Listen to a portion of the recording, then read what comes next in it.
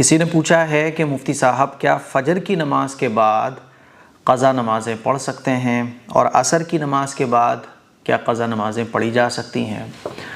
اس مسئلے کو اچھے طریقے سے آپ لوگ سمجھنے کی کوشش کیجئے کہ فجر کی نماز کے بعد قضا نماز پڑھ سکتے ہیں۔ دیکھو 3 وقت ایسے ہیں جس میں کوئی بھی نماز نہیں پڑھ سکتے۔ وہ 3 وقت کون کون سے ہیں؟ پہلا ہے کہ جب سورج نکلتا ہے تو سورج نکلنے کے جو 15-20 منٹ ہوتے ہیں تو ان 15-20 منٹ میں کوئی بھی نماز نہیں پڑھ سکتے، نہ نفل نہ قضا، ٹھیک ہے؟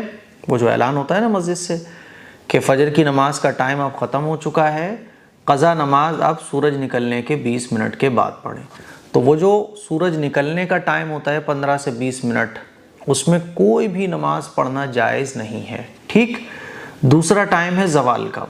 زوال کہتے ہیں جب سورج بالکل بیچ میں آ جاتا ہے نا، وہ ٹائم بہت چھوٹا ہوتا ہے، 3-4 منٹ کا، 2 منٹ کا، بہت شارٹ ہوتا ہے، تو اس ٹائم کوئی بھی نماز نہیں پڑھ سکتے۔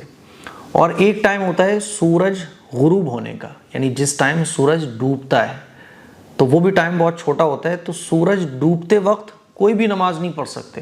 تو یہ 3 ٹائم تو ایسے ہیں جس میں کوئی بھی نماز پڑھنا جائز ہی نہیں ہے۔ تو ان 3 ٹائمز کو چھوڑ کر آپ کسی بھی ٹائم قضا نماز پڑھ سکتے ہیں۔ فجر کی نماز کے بعد قضا نماز پڑھ سکتے ہیں۔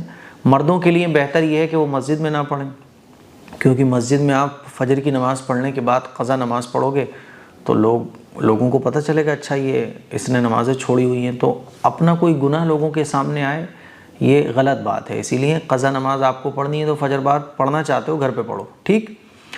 فجر کی نماز کے بعد قضا نماز ہم پڑھ سکتے ہیں۔ تو یہ 3 ٹائمز کے علاوہ جتنے بھی ٹائم ہیں، ٹھیک ہے، ان میں ہم قضا نمازیں پڑھ سکتے ہیں۔ فجر کی نماز کے بعد نفل نماز پڑھنا مکروہ ہے، عصر کی نماز پڑھنے کے بعد نفل نماز پڑھنا مکروہ ہے نا؟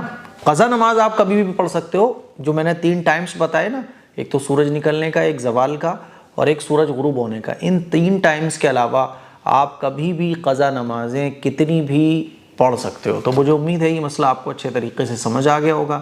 اس کو شیئر کریں، دوسروں تک پہنچائیں۔ السلام علیکم ورحمۃ اللہ وبرکاتہ۔